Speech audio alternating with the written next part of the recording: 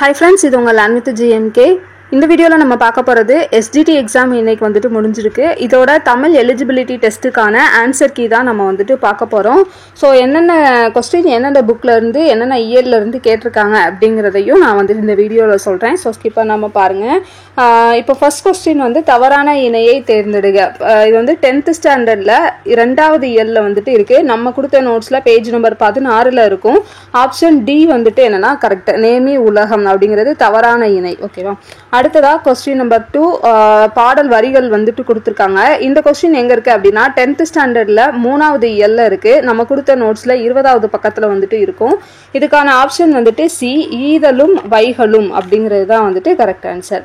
அடுத்து 3வது கொஸ்டின், உலகம் என்பது 50 பூதங்களால் ஆனது அப்படிங்கிற மாதிரி கொடுத்துருக்காங்க. ஸோ அவற்றுள் என்னையும் சேர்த்தது எனக்கு பெருமையே என்று கூறுபவர் யார் அப்படின்னு சொல்லி கொடுத்துருக்காங்க. இதுக்கு வந்து பார்த்தீங்கன்னா 10th ஸ்டாண்டர்டில் 2வது இயர்ல இருக்கு. நம்ம நோட்ஸில் 12வது பக்கத்தில் இருக்கு. ஆப்ஷன் டி தொல்காப்பியர் அப்படிங்கிறது தான் கரெக்ட் ஆன்சர். அடுத்ததா கொஸ்டின் நம்பர் 4, ஆங்கில சொற்களுக்கு இணையான தமிழ் சொற்களை எழுதுக கொடுத்துருக்காங்க. இது 10th ஸ்டாண்டர்டில் 2வது இயர்ல வந்துட்டு இருக்கு. நம்ம கொடுத்த நோட்ஸில் 73வது பக்கத்தில் இருக்கும். ஆப்ஷன் ஏ சூறாவளி பெருங்காற்று அப்படிங்கிறது தான் கரெக்ட் ஆன்சர். அடுத்ததா 5வது கேள்வி. இந்த கேள்வி பார்த்தீங்கன்னா 10th ஸ்டாண்டர்டில் 2வது இயர்ல நம்ம கொடுத்த நோட்ஸில் 14வது பக்கத்தில் வந்துட்டு இருக்கும். இதுக்கான ஆன்சர் பார்த்தீங்கன்னா ஆப்ஷன் டி தான், இயைபு மோனை. ஓகேவா? ஸோ 5வது கேள்வி இயைபு மோனை, அதாவது என்னன்னா இயைபுனா என்ன, மோனைனா என்ன அப்படிங்கிற மாதிரி நம்ம வந்துட்டு கொடுத்துருப்போம். இந்த இதில் வந்து என்னன்னா நம்ம கொடுத்தது பாடல் வரிகள் தான். ஓகேவா? இந்த பாடல் வரிகளை வச்சு நம்ம மோனை இயைபு என்னன்னு தெரிஞ்சிருந்தாதான் நம்ம வந்துட்டு எழுத முடியும். இந்த பாடல் வரி தான் வந்துட்டு நம்ம நோட்ஸ்ல 14வது பக்கத்துல வந்துட்டு இருக்கும். ஓகேவா? அடுத்ததா 6வது பார்த்தீங்கன்னா மாறுபட்ட பொருளுடைய சொல் இணையை கண்டுபிடி அப்படின்னு சொல்லி கொடுத்துருக்காங்க. இது வந்து நமக்கு மீனிங் தெரிஞ்சால் மட்டும்தான் நம்ம வந்துட்டு பண்ண முடியும். இது வந்து டைரெக்டாக நமக்கு வந்துட்டு மீனிங் எதுலையுமே கொடுக்கல. இதுக்கான ஆன்சர் வந்துட்டு என்ன வரும் அப்படின்னா ஆப்ஷன் டி இறப்பார் ஈவார் அப்படிங்கிறது தான் வந்துட்டு வரும். அடுத்து கொஸ்டின் நம்பர் 7, இந்த உலகத்தில் பயம் என்ற ஒன்றிற்கு தவிர வேறு எதற்கு நாம் பயப்பட வேண்டும் அப்படிங்கிற மாதிரி கொடுத்துருக்காங்க. இதுக்கான ஆன்சர் எங்கே இருக்குது அப்படின்னா இயல் 1ல் பேஜ் நம்பர் நம்ம கொடுத்த நோட்ஸில் பேஜ் நம்பர் 9ல் இருக்கும். இதுக்கான ஆன்சர் வந்துட்டு ஆப்ஷன் சி தான் வந்துட்டு கரெக்ட் ஆன்சர். அடுத்து கொஸ்டின் நம்பர் 8 பார்த்தோம்னா இது வந்து எங்கே இருக்குன்னா இதுவும் 10th ஸ்டாண்டர்டில் தான். 10th ஸ்டாண்டர்டில் பார்த்தீங்க அப்படின்னா பேஜ் நம்பர் இயல் வந்துட்டு 3வது இயலில் நம்ம கொடுத்த நோட்ஸில் 21வது பக்கத்தில் இருக்கும். இதுக்கான ஆன்சர் வந்துட்டு ஆப்ஷன் பி. ஓகேவா? புறநானூரில் வந்துட்டு கொடுத்துருப்பாங்க. அடுத்ததா கேள்வி நம்பர் 9.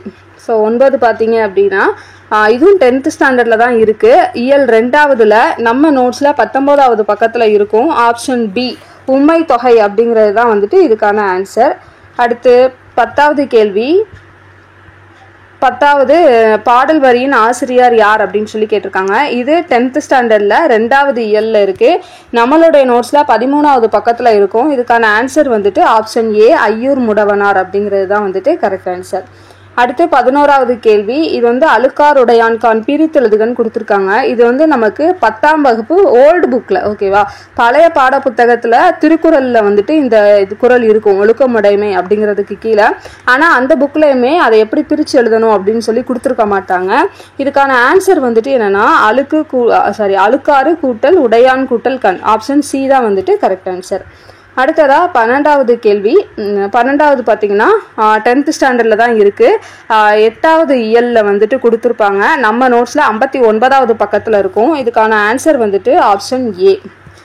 அடுத்ததா 13வது கேள்வி பார்த்தீங்க அப்படின்னா நமக்கு 10ஆம் வகுப்பில் 1வது இயல்ல இருக்கும். நம்ம நோட்ஸில் பேஜ் நம்பர் 8ல் இருக்கும். Option C. ஓகேவா? அதாவது நம்மளுக்கு மீனிங் வந்துட்டு கொடுத்துருக்க மாட்டாங்க. புக்லேயுமே நம்ம நோட்ஸ்லையுமே மீனிங் கொடுத்துருக்க மாட்டோம். இந்த லைன் மட்டும் வந்துட்டு இருக்கும். ஓகேவா? இந்த லைனில் இன்னும் முன்னாடியெல்லாம் சில லைன்ஸ்லாம் வரும். ஸோ அதெல்லாம் சேர்ந்து நம்ம நோட்ஸ்லையுமே கொடுத்துருப்போம். புக்லேயுமே அந்த லைன்ஸ் மட்டும்தான் இருக்கும். ஸோ அதை வந்துட்டு நீங்கள் பார்த்துக்கோங்க. அடுத்ததா 14வது கேள்வி பார்த்தோம்னா இயல் 1ல் தான் இருக்குது. 9வது பக்கம் நம்ம நோட்ஸில். ஆப்ஷன் வந்து பார்த்தீங்கன்னா correct answer option B Silappathikaram. ஓகேவா? 14க்கு சிலப்பதிகாரம். 15க்கு பார்த்தோம் அப்படின்னா சந்திப்பில் ஏற்ற வாக்கியங்களை தேர்ந்தெடு. இது வந்து ஆப்ஷன் ஏ சி சரி அப்படிங்கிறது தான் கரெக்டு. அடுத்ததா 16வது கேள்வி. விடுபட்ட சொற்களை கண்டறிக அப்படின்னு சொல்லி கொடுத்துருக்காங்க. இதுக்கு வந்து பார்த்தீங்கன்னா 2வது இயல்ல இருக்குது. பேஜ் நம்பர் நம்ம நோட்ஸ் பேஜ் நம்பர் 13 வந்துட்டு இருக்குது. இதுக்கான ஆன்சர் வந்துட்டு ஆப்ஷன் டி தான் கரெக்டு, ஆயுள் பெருக்கம். அடுத்து 17 பார்த்தீங்கன்னா நமக்கு 2வது இயல் 3வது இயல்ல உள்ள இலக்கணத்திலிருந்து கொடுத்துருப்பாங்க. தொகாநிலை தொகைநிலை தொடரில் இது நம்ம நோட்ஸில் 18வது பக்கத்தில் 25வது பக்கத்தில் இருக்கும். இதுக்கான ஆன்சர் வந்து பார்த்தீங்கன்னா ஆப்ஷன் ஏ. எதனால அப்படின்னா நம்மளுக்கு தொகாநிலை தொடர் வந்து 9 வகைப்படும், ஆனால் இங்கே வந்து 8 வகைப்படும்னு கொடுத்துருக்காங்க. அதனால கூற்று 1 வந்துட்டு தவறு. அடுத்ததா 18வது கேள்வி, பொறுத்துக. இது வந்து நம்ம 10th வந்துட்டு எல்லா அந்த பாடத்தையும் படிச்சிருந்தாலே நமக்கு வந்துட்டு தெரிஞ்சிருக்கும். 18க்கு ஆப்ஷன் என்ன வரும் அப்படின்னா ஏ. அடுத்ததா 19, இதுவும் அது மாதிரி நம்மளுக்கு 10th ஸ்டாண்டர்ட்லேயே தான் இருக்குது. 19க்கும் 6வது இயலில் வந்துட்டு இருக்கும். நம்ம நோட்ஸில் 46வது பக்கத்தில் கொடுத்துருப்போம். இதுக்கான ஆன்சர் வந்து பார்த்திங்கன்னா ஆப்ஷன் சி. அடுத்ததா 20வது கேள்வி. 20வது கேள்வி வந்து பார்த்தோன்னா நம்ம இலக்கணத்தை வச்சு தான் நம்ம வந்துட்டு இது பண்ணணும். வினைமுற்று வினையெச்சம் பற்றி 10th நம்ம நோட்ஸ்லுமே நிறைய இடத்துல கொடுத்துருப்போம். இதுக்கான ஆன்சர் வந்துட்டு ஆப்ஷன் ஏ. அடுத்ததா 21வது வந்துட்டு நம்மளுக்கு 10th ஸ்டாண்டர்டில் 9வது இயலில் வந்துட்டு இருக்குது. நம்ம நோட்ஸில் 61வது பக்கத்தில் வந்துட்டு கொடுத்துருப்போம். ஆன்சர் வந்துட்டு ஜெயகாந்தன். 22மே நமக்கு வந்துட்டு 10th ஸ்டாண்டர்டில் 6வது இயலில் இருக்குது. நம்ம நோட்ஸில் பேஜ் நம்பர் 42 இருக்கும். இதுக்கான ஆன்சர் வந்துட்டு ஆப்ஷன் டி புலியாட்டம். 23 இது வந்துட்டு இயல் 1லேருந்து கேட்டிருக்காங்க. நம்ம நோட்ஸில் பேஜ் நம்பர் 9 இருக்கும். இதுக்கான ஆன்சர் பார்த்திங்கன்னா ஆப்ஷன் டி புதிய உரைநடை. அடுத்ததா 24 பார்த்தோம் அப்படின்னா 10ஆம் வகுப்பு 3வது இயல்லேருந்து கேட்டிருக்காங்க. 25வது பக்கம் நம்ம நோட்ஸில் வந்துட்டு 25வது பக்கத்தில் இருக்கும். ஆப்ஷன் டி பெயரச்ச தொடர். ஓகேவா, 24 பெயரச்ச தொடர். அடுத்ததா 25 பார்த்தீங்க அப்படின்னா இதுவும் 10th ஸ்டாண்டர்டில் இயல் 1லேருந்து கேட்டிருக்காங்க. நம்ம நோட்ஸில் பேஜ் நம்பர் 8 கொடுத்துருப்போம். இதுக்கான ஆன்சர் வந்துட்டு ஆப்ஷன் ஏ மு வரதராசனார். அடுத்து 26 இயல் 1லேருந்து கேட்டிருக்காங்க. நம்ம நோட்ஸில் பேஜ் நம்பர் 5 வந்துட்டு இருக்கும். இதுக்கான ஆன்சர் வந்துட்டு ஆப்ஷன் சி குழுகுழுத்த பழம் அழியலாகும்.